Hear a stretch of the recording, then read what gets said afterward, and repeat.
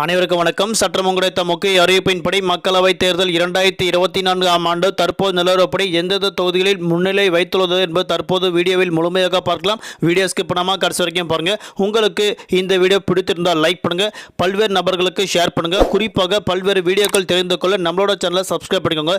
தற்போது நிலவரப்படி தமிழகத்தில் குறிப்பாக 26 இடங்கள் பெற்று முன்னிலையில் வகித்துள்ளதாக தற்போது நிலவரப்படி அறிவிக்கப்பட்டனர். ஐஎன்சி காங்கிரஸ் 3 இடங்கள் பெற்று முன்னிலையில் வைத்துள்ளது. முஸ்லிம் கட்சிகள் 2 இடங்கள் பெற்று முன்னிலையில் வைத்துள்ளதாக அறிவிக்கப்பட்டனர். குறிப்பாக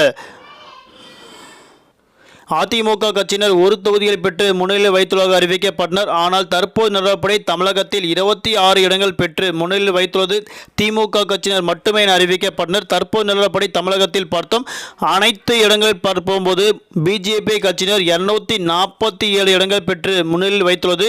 தற்போது நிலவரப்படி குறிப்பாக இந்தியா முழுவதும் பார்க்கும்போது ஒரு இடங்கள் பிஜேபி கட்சியினர் வெற்றி பெற்றதாக அறிவிக்கப்பட்டனர். மொத்தம் 303 இடங்கள் பெற்று முன்னிலையில் வைத்துள்ளது பிஜேபி கட்சியினர். மற்ற கட்சியினர் குறிப்பாக காங்கிரஸ் கட்சியினர் 97 தொகுதியில் பெற்று முன்னிலையில் வைத்துள்ளதாக அறிவிக்கப்பட்டனர். நன்றி, வணக்கம்.